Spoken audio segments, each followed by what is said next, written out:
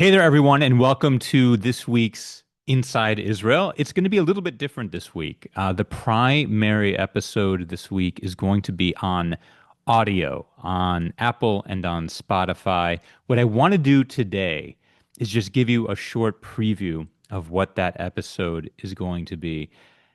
It's a as I mentioned last week, it's a conversation with Professor Dan Ben David of Tel Aviv University and the Shoresh Institute. And I'm not exaggerating when I say that if you care about Israel's future and where the country is going and the question of what Israel will be like in 30 to 40 years, if it exists at all, you absolutely must listen to this conversation. He is brilliant. He is able to analyze Israel without emotion. Instead, he looks at the numbers, whether it's demographics, statistics, growth rates. That is how you predict where a country is headed, not by emotion. And too many of us are wrapped up in the emotion of Israel. And understandably, because in my case, I live here and have a kid going to the army in less than 6 months. In your case, you are deeply passionate about this country and have been since you were young. And all of those emotions cloud our ability to think clearly about what Israel needs to do in order to improve and be healthy and grow, and to analyze what the country is actually experiencing right now and how it will impact the country down the road. Dan Ben David is able to do that. So I highly encourage you to follow the podcast on Apple or on Spotify. And I'm going to give you the links in a second so that you can do that if you don't already do so. Also, I want to remind you that we are in the midst of the Inside Israel fundraiser. Many of you have already contributed. Some of you, many of you, have not yet. I'm going to put the link again to contribute. This podcast is ad-free, and I want to keep it that way. I believe that everyone should have access to the real stories about Israelis and Israel behind the headlines without any outside influence of, be it advertising or any other boundaries. It really is important to me that this be a free and accessible podcast. But the only way to do that is to have listeners step up and support. So now, if you look in the chat, you will see everything you need for this episode. You will see the link to contribute to the podcast with a credit card or PayPal, Venmo, or Zelle. And I've also put the link to my webpage, joelchasnoff.com/podcast. That is where you can get the links to Apple and Spotify and sign up for the audio podcast so that you will be able to listen to this interview. Most weeks, the live Zoom that I do becomes the podcast, but this week it's only the interview, and you have to sign up on Apple and Spotify to hear it. Okay. Now, let's get into the upcoming conversation I had with Dan Ben David. I want to give you a small preview of a few things to be on the lookout for as you listen to it. Okay. So, number one, very early on in my conversation with him, you will notice that he brings up the idea that in 40 years, Israel might not exist. And I want to let you know, kind of behind the scenes and off the record, that he is completely serious when he says this. This is not just an exaggeration to make a point. It's not just hyperbole. He is 100% serious when he says that there is a chance that in 40 years, Israel might not exist. And then as you continue to listen, you will see why. There's a very, I hate to say logical, but it really is based on logic. There's a very logical argument for why that might actually be true. It has to do with birth rates here in Israel. It has to do with the various populations that live in the country. I want to remind you that 80% of Israelis are Jewish, but 20% of Israelis are not Jewish. Okay, what does that mean when a fifth of the residents of the Jewish state are not Jewish at all? It also has to do with the huge socioeconomic gaps that exist in Israeli society. I always knew that there were big socioeconomic gaps. It was not until my conversation with Professor Dan Ben David that he really drove home just how enormous those gaps are. And maybe I can be forgiven for not realizing it because I live in Ra'anana, which is in the Tel Aviv area.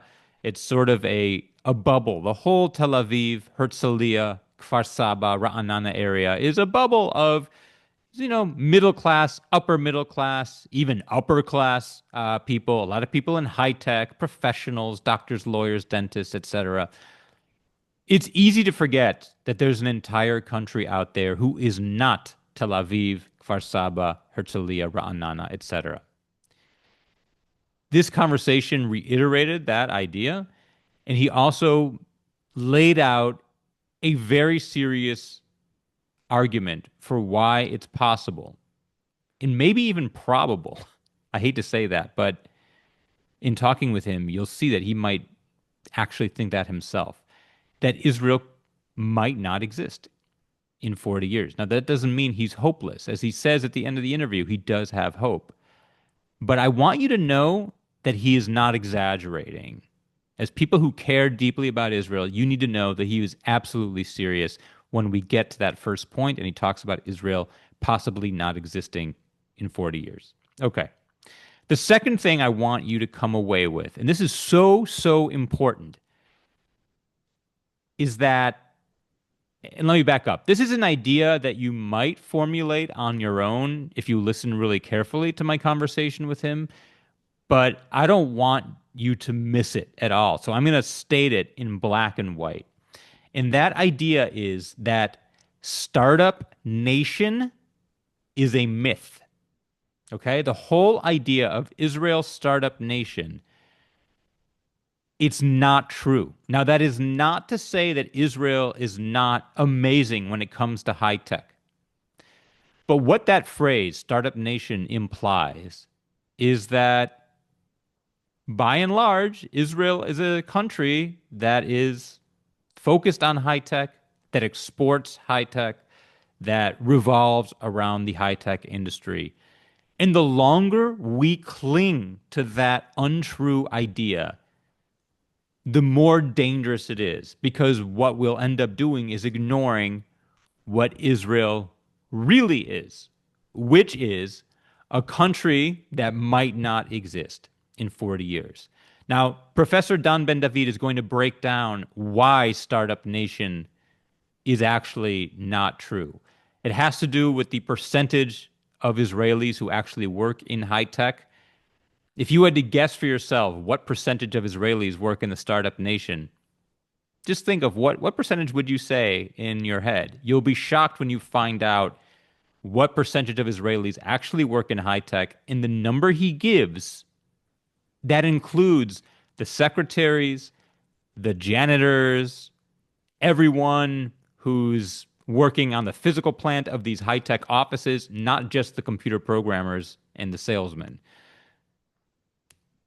Once you hear what he says about Startup Nation, you'll realize that it's become a dangerous myth that we've been resting on. And we love the idea of seeing Israel as this utopian Jewish homeland where it outshines the other nations. And all these slogans back that idea up. A land without a people for a people without a land. And don't worry, America, Israel is behind you when it comes to the military and startup nation. But at the end of the day, none of these are true. And if we keep paying attention to these mythical sentences, it's very dangerous because we're going to ignore the real issues that Israel is facing. So the second point I want you to take away is that Startup Nation is a myth, and that when you're engaged over the high holidays in conversations with people and they talk about amazing Startup Nation, by then you will have listened. Well, Wednesday the interview comes out. But you can say to them, actually, Startup Nation isn't true because only, and I'll give you the number right now, only 10% of Israelis actually work in high tech. And that includes the administrative assistants and the secretaries and the janitors and the electricians and everyone who works in the building at Wix, for example, or Fiverr. Only 10% of Israelis work in Startup Nation. And you can also tell them, well, it turns out that only 20% of Israelis pay 93% of the taxes. I'll say that again. 20% of Israelis pay 93% of the taxes. That's another angle of this startup nation myth. And you need to listen to the interview to hear about why that's so dangerous for Israel's future. But when you are in synagogue on Rosh Hashanah and Yom Kippur, and you have people talking about, don't worry, Israel's okay because it's the startup nation, you need to correct them and say, actually, that's not true. That's mythical. Only 10% of Israelis work in startup nation. 50% of Israelis don't pay taxes at all. Okay? So that's all in that podcast, and I want you to know that's a myth that needs correcting. Number 3, the whole podcast interview is based on the idea that there are 4 things that Israel needs to do in order to guarantee it will be here in 40 years. And I won't ruin it for you. I don't want to spoil the surprise of what those 4 things are, but I will talk about one of them. And one of them is the unity of centrist parties so that these fringe parties do not have all the pull when it comes to forming a government. Because the way it works right now in Israel, you do not vote for the prime minister of Israel. In the US, you vote for the president. In Israel, you do not vote for the prime minister. You vote for a party. And whichever party can form a coalition, they then choose who the prime minister is. And that means that the legislature and the executive are always going to be in lockstep with each other. The only protection against a monarchy is the judicial system. That's why judicial overhaul was such a big deal and is still a big deal here in Israel, because the only thing keeping Israel a democracy is judicial overhaul. But that's getting away from the point. The point is that because you need a coalition to elect the prime minister, no one ever actually gets a majority in the election. So they need to call on these small fringe parties to join their coalition. And what do these fringe parties do? They demand a lot of concessions, like we will join your government, but no army service for us if you're the ultra-Orthodox or the Haredim. You must support our daycare centers. You must support our schools, even though we don't teach a core curriculum. So one of the solutions that Dan Ben David is proposing is that these parties in the middle need to come together and form one big centrist, semi-left, semi-right, mostly centrist party. And what I want to let you know is it's already starting to happen a little bit in Israel. Just this week, there was an announcement that all the opposition leaders are getting together in a room right after Yom Kippur to discuss ways to stop fighting with each other and instead unify and form one sort of central voting bloc. Because if that doesn't happen, if the fringe parties have sway in the next election, which is scheduled for October of 2026, if the fringe parties have the sway they do now, there is a very high chance that Israel will not exist in 40 years. We are at a turning point. We are at a crossroads right now, and the next election might be the last chance to right the ship. So of the 4 solutions that Dan Ben David presents, one of them is change the system of government. It is beginning to happen a little bit. I think this is good news. Will it be enough? I don't know, because Israeli politicians are known to fight and bicker and put their own interests ahead of that of the country. But I think they do know that it is so serious. And by the way, they've all met with Dan Ben David. One thing that will also come out in the podcast is that he has met with every single important Israeli leader, from Netanyahu down. They've all seen his presentations. They've all heard him speak. They all know what the threats are. None of them so far has had the cojones to actually take action because it would mean a threat to their own power. But I do want you to know that that idea of the centrist parties coming together is already beginning. So those are my three takeaways for you that I really want you to pay attention to as you listen to this podcast this coming week. It drops on Thursday morning at 7 o'clock a.m. Eastern Time. And again, just go to my website /podcast to click the Apple or Spotify links to sign up there, subscribe.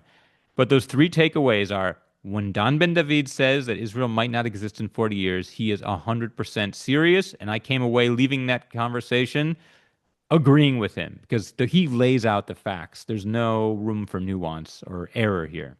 Number two, startup nation, not true.